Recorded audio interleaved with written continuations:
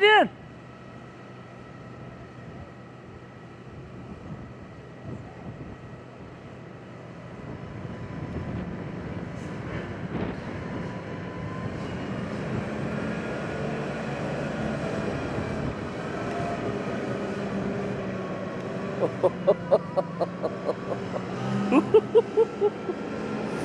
Controversial.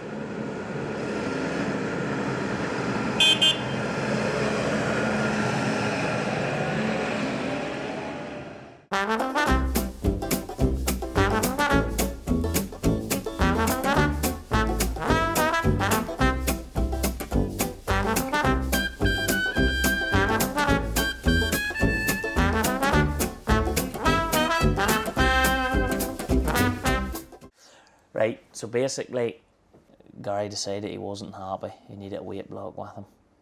Did you really need that weight block though? No, don't need it. But point of this wee exercise is here. We were getting a lot of feedback about the Fastrac and weight distribution and all this. A few comments, so we decided to just see for it. We were intrigued by it and just decided to see for ourselves what.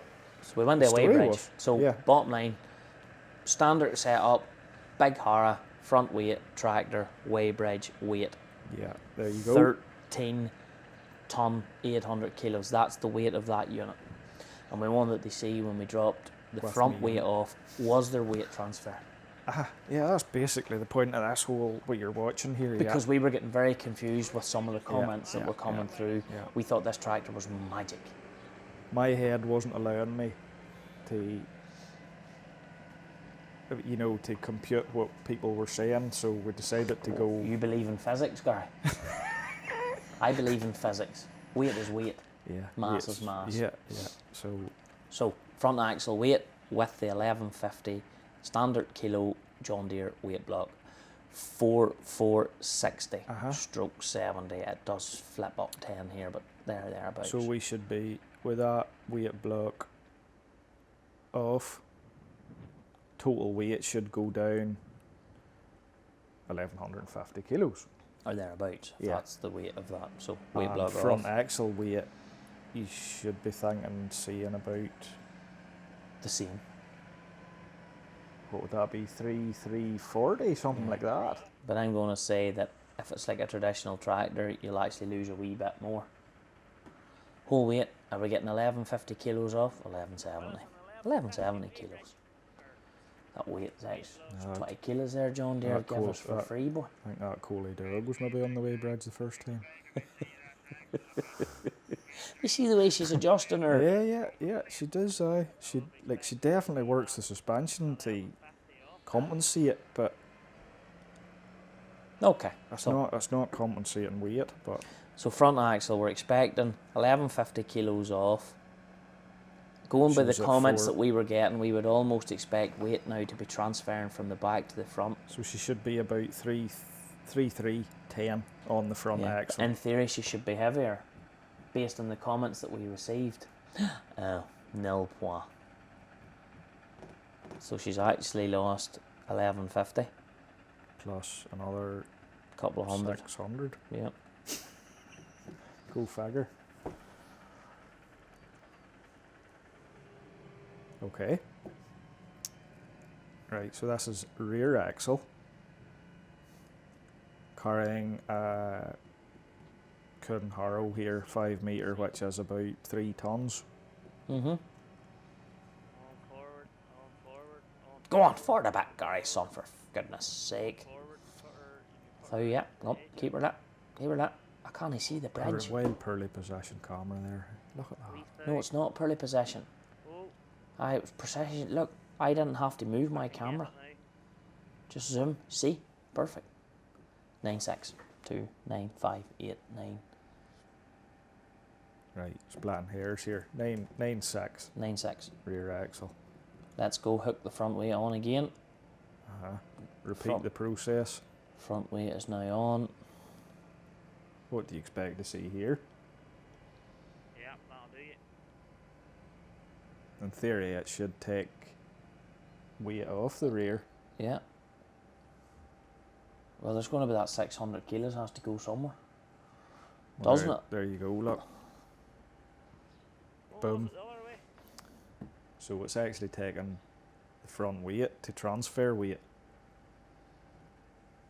Yeah. But The tractor doesn't need the weight to carry the implement. no. Our suspension system works very well to do that. So here's the tractor on its own. Just before we left, hooked everything off. I promise you this wasn't a different day. Here's the tractor on its own. 9.6. Front axle on its own and rear axle on its own. Right, so this is quite interesting actually. Yeah. Now she has a 900 kilo deck weight. This model. Tie up behind the cab. Yeah. So there you have it. She's pretty much. 4790 on the rear. There's 200 kilos roughly between the front and rear axle. That's all there is. Without that 900 kilo deck weight, does that mean the front's running heavier? Yeah, I would say so. Well, depends, because that deck weight is mounted if you look at it in front of the back axle. So she probably But is she's still- getting a wee bit. But she's still closer to the back. She's close. She's getting the majority of it in the back. Aye. So probably a is. third or something heads I up to would the front. say you'll get a couple of hundred up there anyway. So the bottom line is, the Fastrac is an extremely well balanced tractor. Mm-hmm. When pulling an implement in the ground and the implement is lowered, yes, weight comes off the back of the tractor. Yep. So we do understand that in this scenario, we would need the weight block to carry the implement to the field in order to keep the tyre within the tyre's speed rating. You know, and I don't know where you would stand if you went down the road at a pressure, had a failure of a tyre, had an accident, and they could prove that your tyre wasn't within the legal rate for the tyre. I truly don't know. So in theory, we would need the front weight to take the implement down the road at full speed. Yeah. Then we would still, to get grip, we would then, in this situation, still have to let air out of the tyres. Yeah. Once we drop the implement to the ground, we could, in theory, drop the implement off, or drop the front weight off on the ground, and in theory we would have an extremely well balanced tractor for pulling that implement. So the comments from everybody weren't necessarily wrong. No, but She doesn't transfer and weight. reducing the weight into it. She does transfer pressure through her rams at the front axle, and she has a lot of travel in that suspension, which allows you to carry heavy implements. You know, it keeps the axle on the ground. Plus, she's extremely well balanced to start with. She's probably, I would suggest, an extra 1.5 tons in that front axle from your conventional tractor to start with. Absolutely. You know, so that's why you don't need a weight block. End of story, in my opinion. And if you have a big heavy weight block in the front and you are working 3-point draft linkage and you have weight on the ground, you will very quickly have your front axle too heavy. Mm-hmm.